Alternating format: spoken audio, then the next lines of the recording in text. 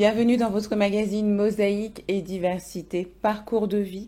Nous rencontrons aujourd'hui Monsieur El Melouli Abdellatif de l'Algérie au Maroc, puis à la France. Bonjour et merci d'être avec nous. Bonjour Madame Monique, je suis très heureux de m'accueillir dans votre plateau. Vous êtes né en Algérie. Oui. C'est quoi l'enfance en Algérie à cette époque-là? Eh ben voilà, vraiment c'était chouette, c'était extraordinaire avec mes amis. On a passé pas mal de choses à l'école, dans la C'était rue. dans les années? Dans les années, je suis né en 1959, c'est-à-dire mon parcours de 1915, de ma naissance jusqu'en 1975, j'étais bien, je me considère comme un Algérien parce que ma mère est algérienne. Donc, j'ai fait mes études avec mes amis algériens en général. Ensuite, j'étais au lycée polytechnique d'Oran. Voilà.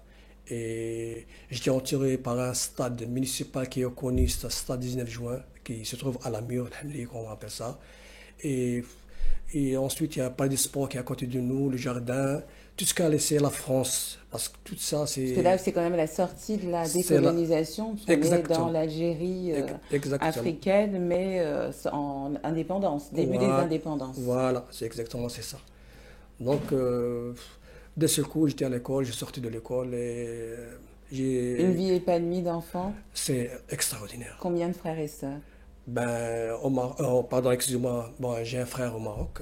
Excusez-moi. En Algérie? Oui, parce que c'est notre histoire. J'ai un frère en Algérie et j'ai 5 sœurs. Donc, on est Même père, même mère. Hein.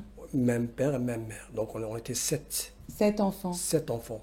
5 sœurs et moi et mon frère. Donc vous vivez, voilà, une enfance assez Une- paisible en Algérie jusque dans les années.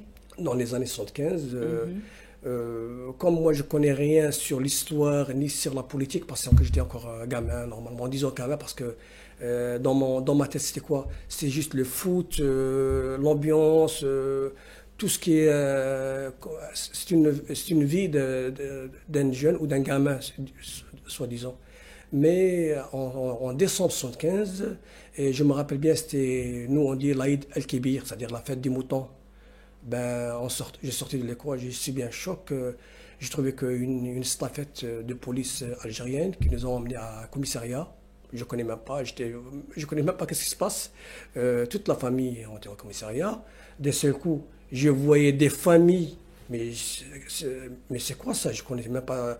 Ensuite, ils nous ont ramenés Alors des familles, en fait, en 75 ont été embarquées. voilà, Des enfants sortis d'école, donc ont été pris et directement directement emmenés au commissariat, au commissariat. sans informer les parents. Sans informer les parents, sans informer rien du tout. Et qu'est-ce qui se passe justement quand vous retrouvez dans ces camions de police avec les Ouais. autres enfants? À cette période, moi, ça ne me rentre pas dans ma tête parce que je ne connaissais pas ce qui se passe.